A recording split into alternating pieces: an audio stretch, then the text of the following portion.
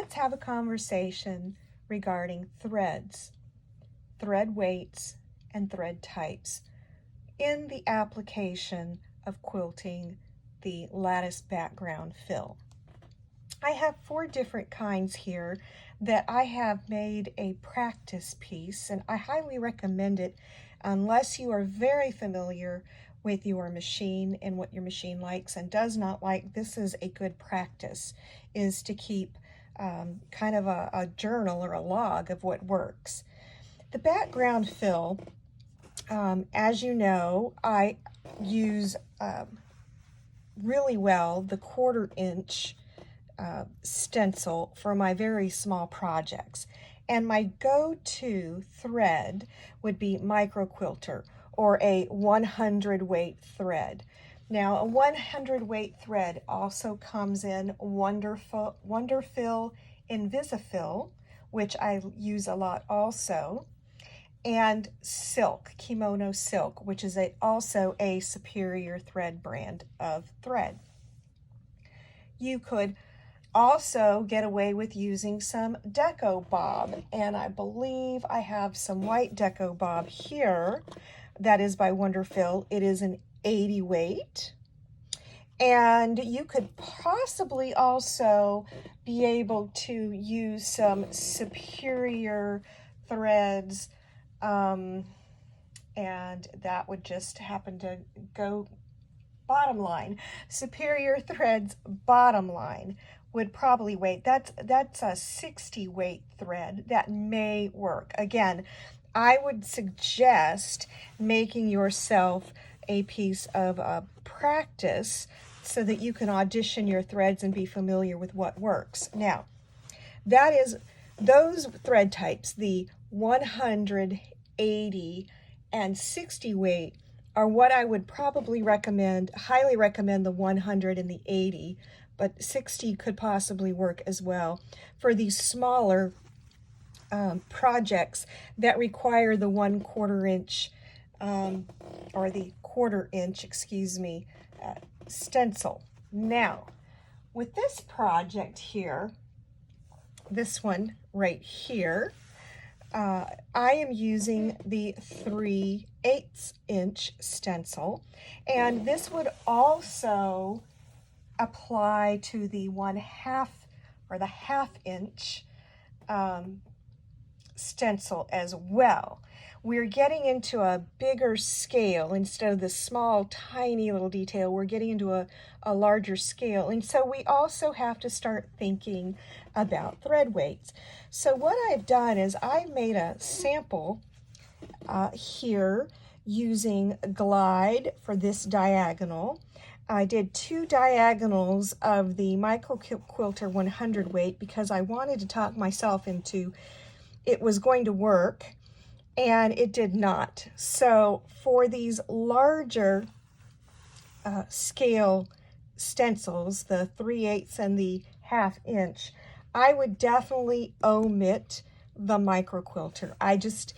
It really didn't give a good effect. I mean, it's there, but it's really hidden, and there's no impact for me. So the Micro Quilter, I would say, is out. Now, here is what I found, which is interesting because it may be just a detail or characteristic of my machine.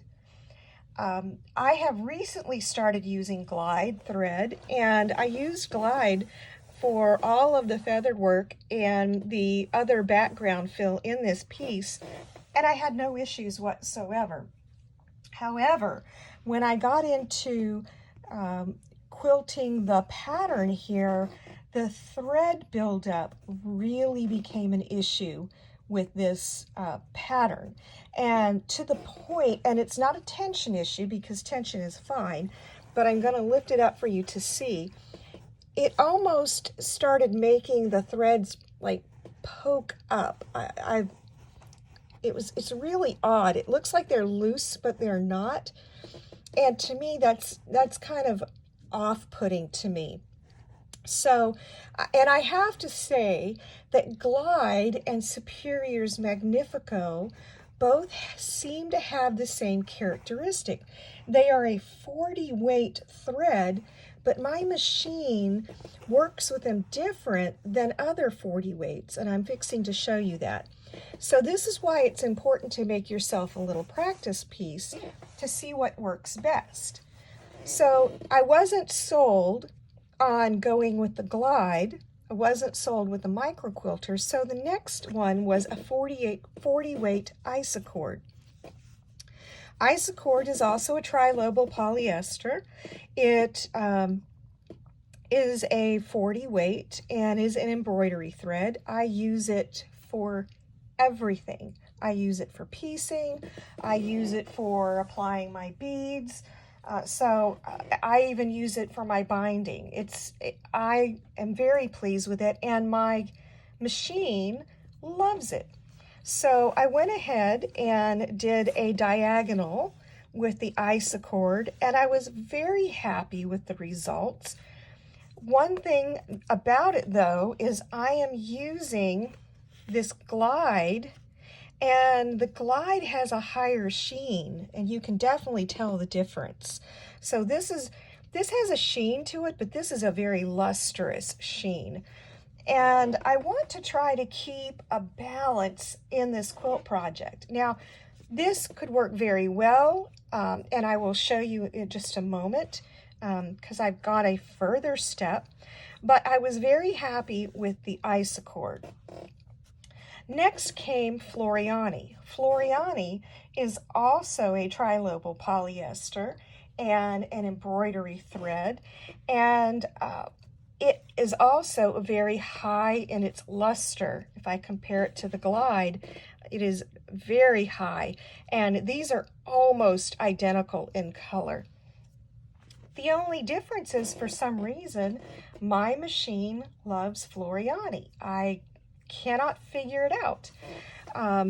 With these two threads, the glide, I have to jump from a size 12 to a 14 needle for it to be happy, whereas with the Floriani, I can stay with the size 12 needle and it's happy. So again, it's just a characteristic that you have to figure out with your machine and what it likes bringing to the party. So here you can see the Floriani, and you can also see the pretty sheen that it has. And so it laid down nice. I didn't have any kind of issues with the thread buildup, so I am leaning towards the 40 weight isocord and the 40 weight Floriani for this project.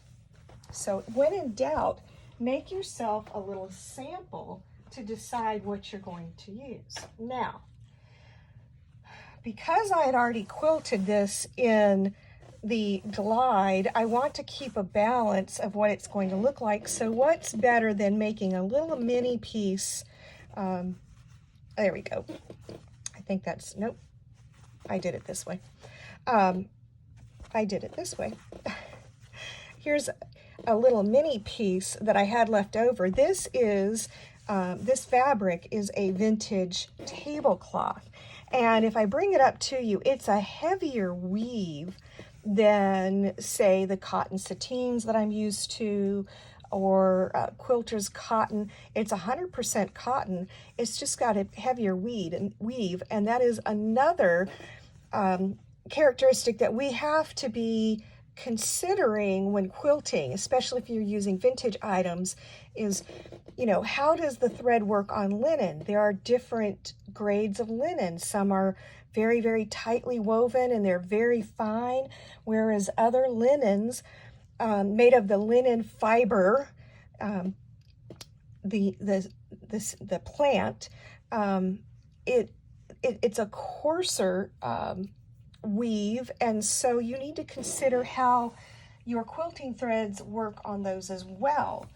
And I mean, here's an example. Here is a finer cotton weave, but then I can pull a super fine linen weave, and that's going to quilt different from, say, I had one right here. Give me a moment. Here it is. Nope. Here. This weave right here, which is more of a huck material. So keep in mind when working on these vintage postcards that I have been showing you, and these vintage items, that the fabric will also determine what type of thread and thread weight you're going to use. But back to this project here, I went ahead and made that little swatch and did a little bit of quilting, and to our left is the Isacord, and to the right is the Floriani. And when I lay it down, this kind of melts into the background, which is fine, but then I have this beautiful quilting going on, so I think I've decided the Floriani is going to win out and give me a balance between the two to be the thread that I choose for this project using the 3/8 inch stencil. And I would also, if I went with a 1 inch, if I went with the 1/2 inch lattice background stencil, I would also go with one of these two for my machine. So again, remember, what this lesson is about is understanding your machine and understanding thread weights, thread types, and their characteristics and what works best for you and your project.